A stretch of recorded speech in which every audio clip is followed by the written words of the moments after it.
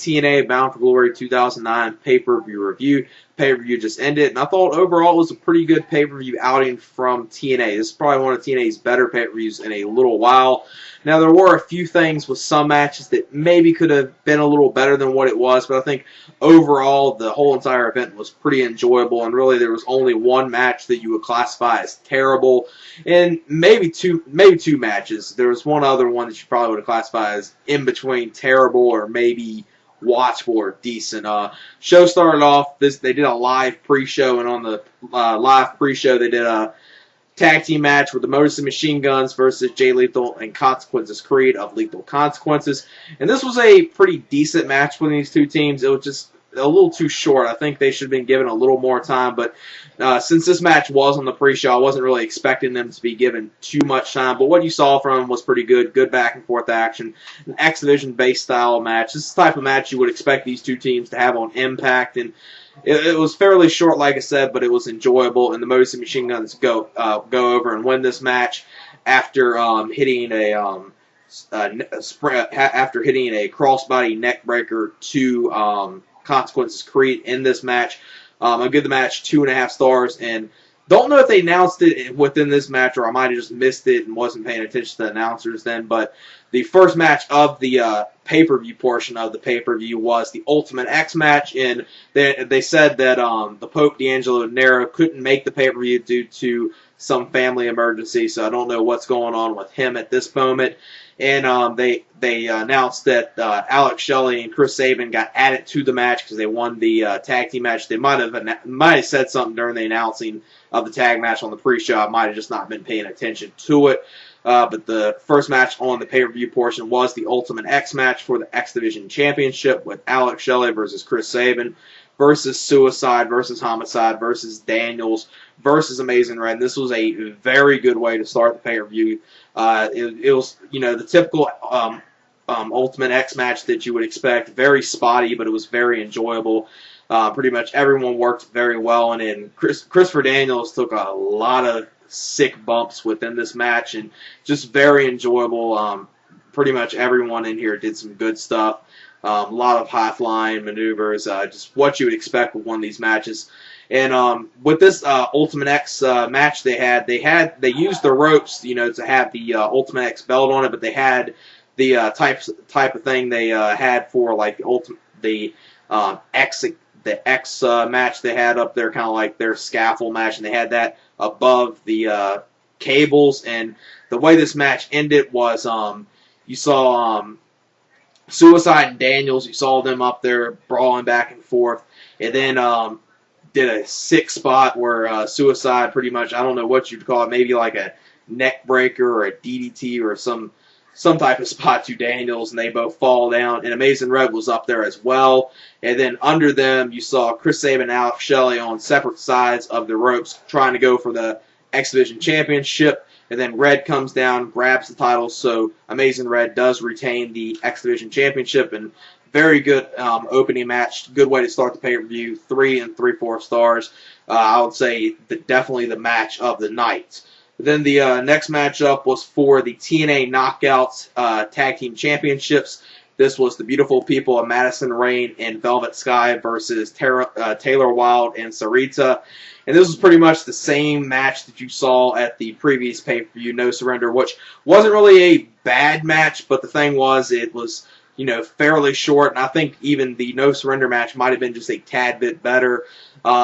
They just really didn't do anything different. It was pretty much the same exact match, same exact ending pretty much as well, where Taylor Wilde and Sarita, they retain after doing the springboard German suplex to Madison Rayne in this match to retain the TNA Knockouts TNA Knockouts Tag Team Championships, and I would give it 1 3/4 stars. It was at least watchable. Then the next matchup was the match that everyone wasn't expecting anything from, and this was Hernandez versus Eric Young versus Kevin Nash for the Legends Championship. Really nothing much with this match. It wasn't enjoyable at all. This was just a handicap match up until the end of the match, where Eric Young and Kevin Nash were pretty much going against Hernandez. Hernandez got in some offense against them. And then at the end of the match, Eric Young kind of turns on Kevin Nash, and wins the Legends Championship in this match. So Eric Young is the new Legends Champion. Worst match of the night. Probably the only thing on here I would classify in the category of terrible.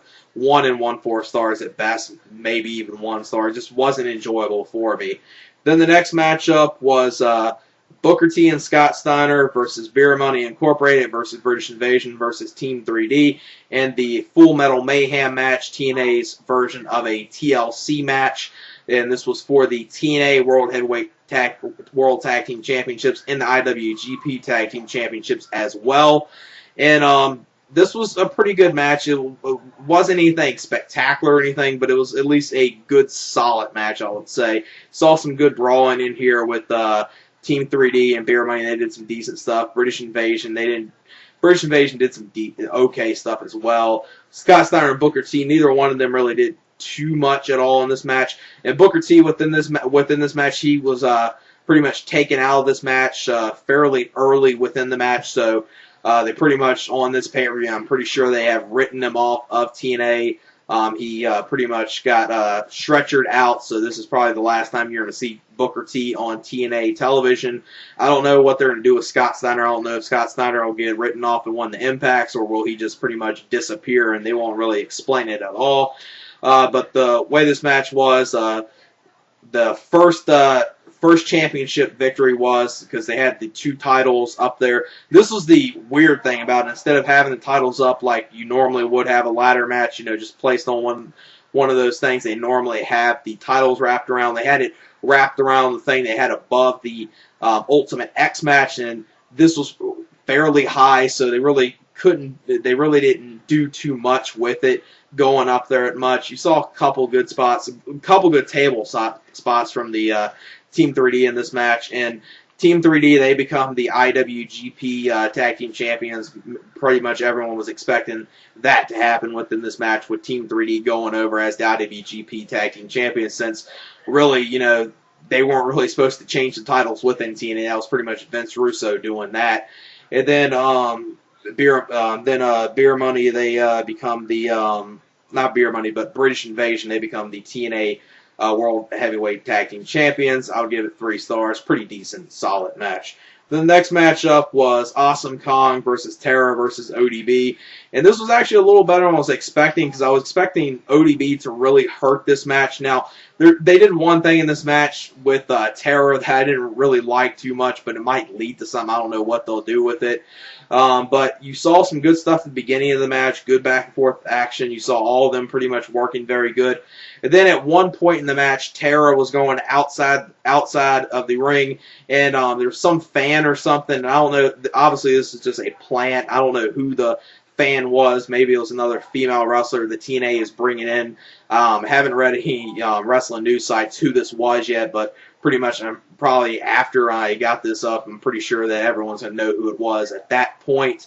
But at that moment, you kind of saw Terra taken out of this match for a little bit, because she went out in the crowd, and then you didn't see her for a little bit, and then she came back out. So you saw Awesome Kong and ODB going back and forth for a little bit, but pretty solid stuff between those two.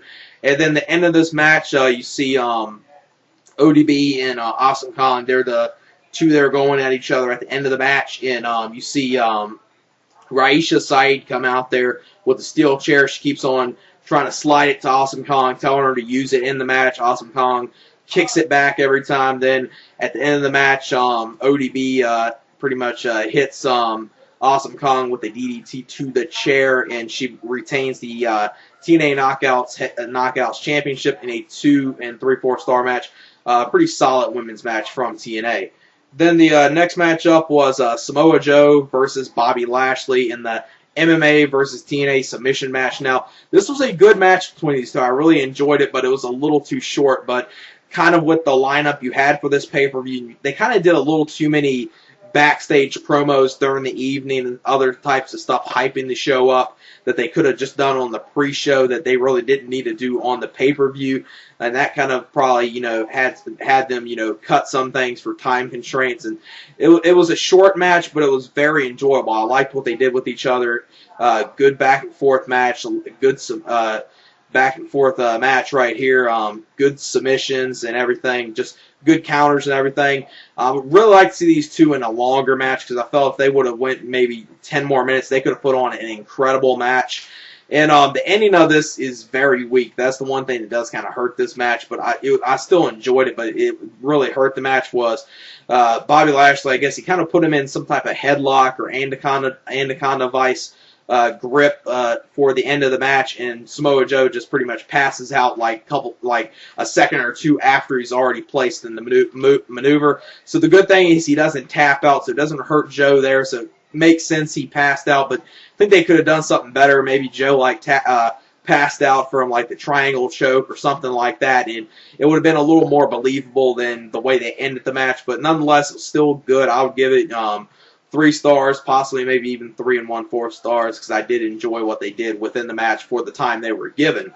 Then the next matchup was Mick Foley versus Abyss in the Monsters Ball Extreme Hardcore match with special guest referee Dr. Stevie. And this match, it didn't really live up to the hype that probably everyone was expecting with this match, and it was kind of due to a lot of interference in the way they booked Dr. Stevie in this match.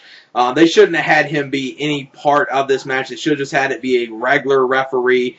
And if they wanted to have Dr. Stevie involved and have Daphne involved, have them involved where they just interfere and Abyss just beats them up, instead of them having Dr. Stevie involved in so much of the match that it really hurts the quality of the match. It really hurt it for me right there, but it was cool to see Mick Foley versus Abyss against each other. That's been one thing I think a lot of fans have been wanting to see, so you at least got to see that, and it was brutal in some parts, and they did do some good stuff in here, but it was just way too much interference, way too much stuff from Dr. Stevie that really hurt the quality of this match.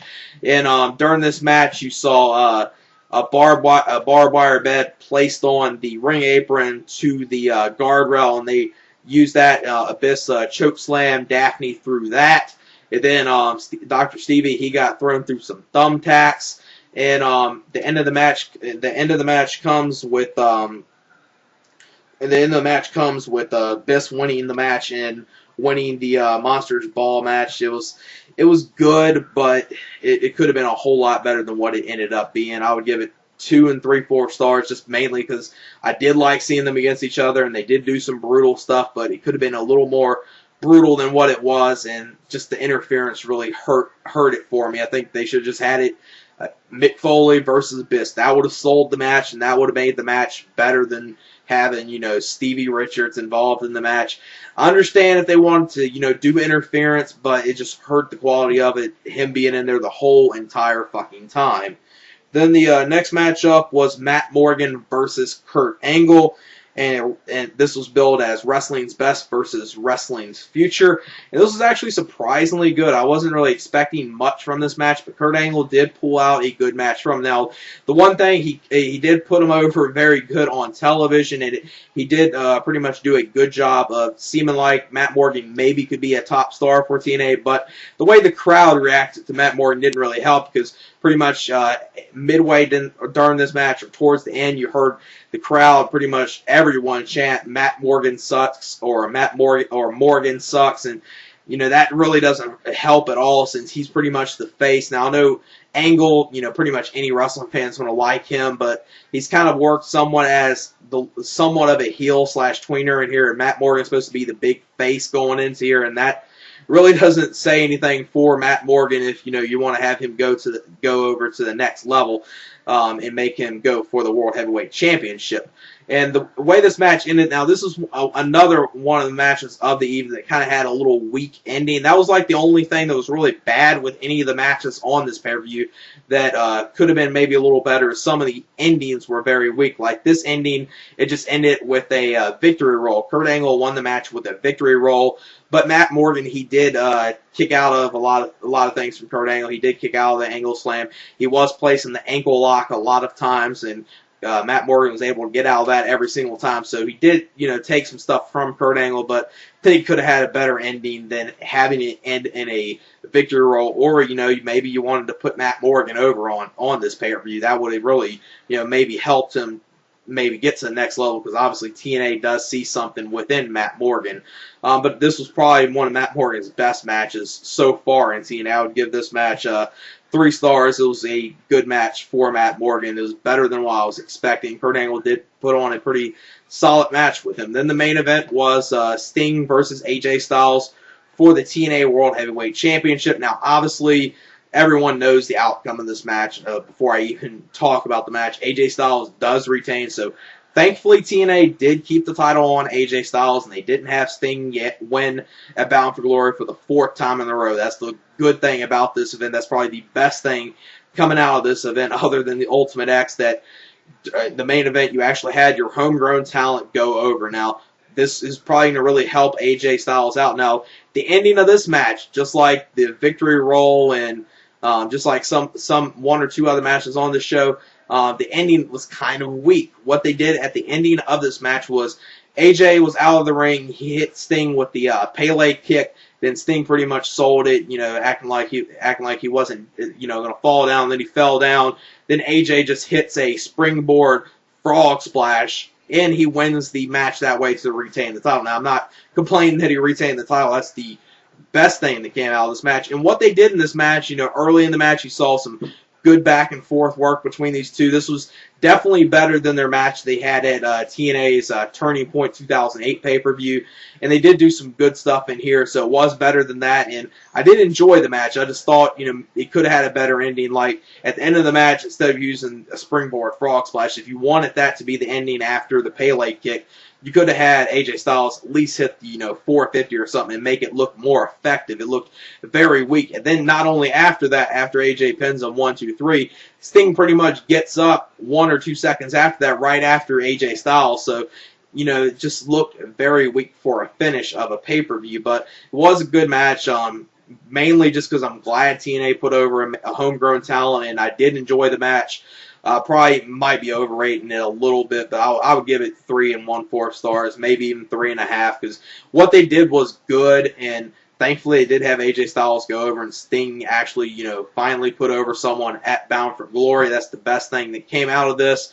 And this show overall, I would give it a 7.75. Then after the match, Sting pretty much said, this is pretty much my farewell. It's best I ended this in my hometown. Now, is he actually going to retire? We're going to have to wait and see. I mean, a lot of wrestlers, when they build matches as retirement matches, they'll come back within a week or they'll come back within a month or so. I mean, many wrestlers have done it, and obviously wrestling companies has done it as well. So we'll have to wait and see if this is actually his, final match within TNA. I highly doubt it. I expect him to be back probably within a month or 2, or hell, maybe even sooner than that. Maybe have some, storyline where he, someone forces him to come back within TNA, and he has his little farewell tour, because there were rumors that he was going to have a little, 6-month farewell tour within TNA, because I think he has signed another contract with TNA for at least like another 6 or 8 months. So we'll have to wait and see what they do there. And there were some things on this pay-per-view that I thought could lead to something good at the next pay-per-view. It looks like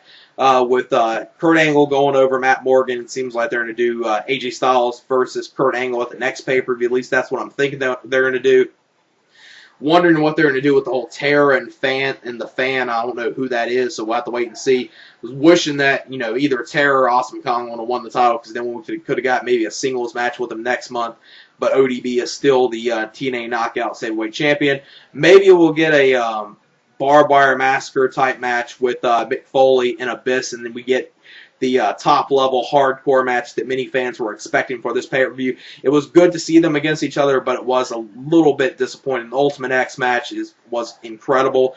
Overall, I give this pay-per-view a 7.75. It's not a show I would say is a must-buy or a must-see or anything, but it was a good show. Probably one of TNA's best shows in a little while, so that's the good thing from it. And it actually seems like TNA from this pay-per-view could lead up to something good for their next pay-per-view, which is something that's good to see within TNA, that from one of their pay-per-views and one of their big pay-per-views, they actually might lead to something good for their next pay-per-view. So, yeah, that's it for my TNA Bound for Glory 2009 pay-per-view review.